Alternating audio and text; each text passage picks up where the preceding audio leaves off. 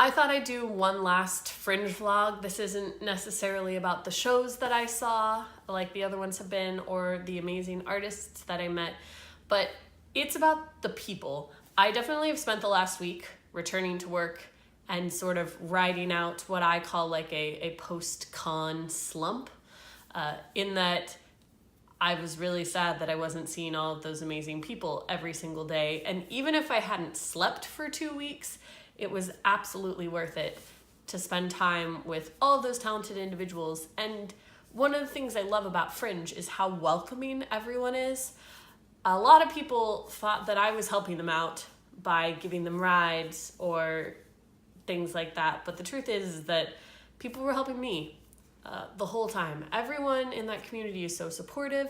Everyone supported my show. The fact that I had so many responses of people willing to die as part of my little show, and the 6 people who did participate, or 6 groups, I guess, were phenomenal. We were so lucky that there's that kind of community, and that it's not just local artists, because it's people from all over the country, all over the world, and they all come together for this festival. It definitely, the bug bit me quite a bit, and I've been thinking about what life would be like if I just fringed for a living. The answer is probably not sustainable, but that doesn't mean I don't want to try it.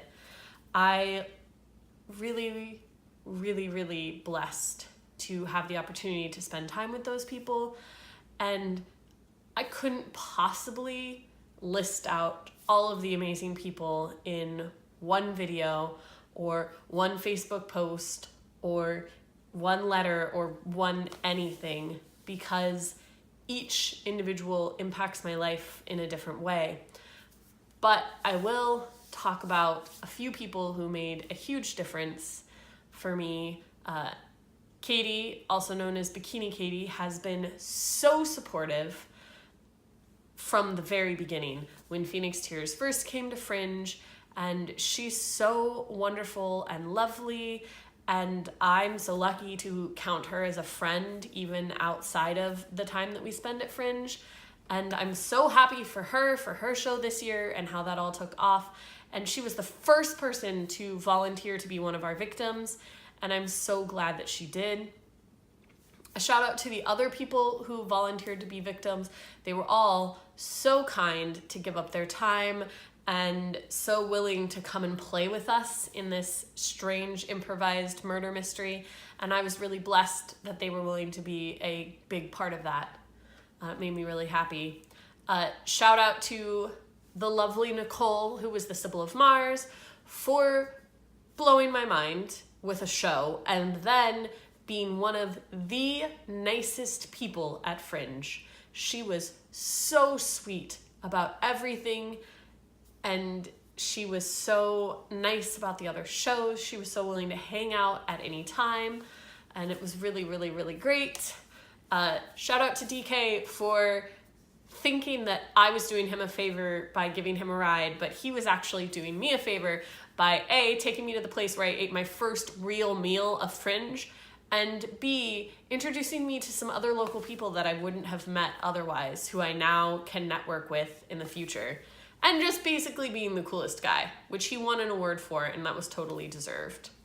The ladies of Scum, shout out to them for always being excited to see me and greeting me with such energy, and that I really fed on. I love just the opportunity to say hey to people has always been really nice for me. Lots of love for Jeremiah for being cuddly, which I need all the time, and also for putting up with me when I was the most sleep-deprived person in the world, just laying on the floor of the artist lounge and listening to me ramble about I'm not even sure what. I will always appreciate that. Shout out to my entire cast and crew for all of their hard work and for showing up at other places in Fringe and just hanging out and spending time. It was nice to have that for 2 weeks, that sort of community, and to see them interact and make friends with other people. And some really big love to Nikki for agreeing to go on stage and sing a song with me at karaoke that he didn't know, and Also for offering me his leftovers all the time, and just in general being a ridiculously cool person to hang out with. And I am sure that I missed a ton of people that I would love to thank. Tim Mooney has always been very supportive of every project that we do, and he's very supportive of everyone in general. Lady James from Corsets and Cuties was so nice, had a nice word to say about everything, and just really builds people up. And I was really lucky to have a chance to talk to her. And there are thousands of other people that I could list. Lauren and Amanda and Allie from Lauren and Amanda Do It, they found out that I had seen their first show and were flabbergasted and just poured on the love for the whole time. Everyone is so nice. And I know somebody made a joke while we were at Fringe that clearly everyone's a really good actor. And I suppose that maybe that's true, but I would say that in general, people are just really, really supportive. And all the amazing volunteers and all the incredible staff, like, couldn't have done any of this without Lindsay and Mike. And then Jackie and Emily and Dina from the volunteer staff for giving me time to volunteer and giving me all the bonuses of that and all the things I get to experience as both being an artist and being a volunteer and being a patron.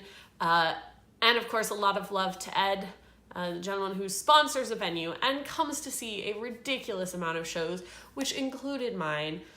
I will be so grateful for you for all that you do to support something that I love so much. And I guess that's it.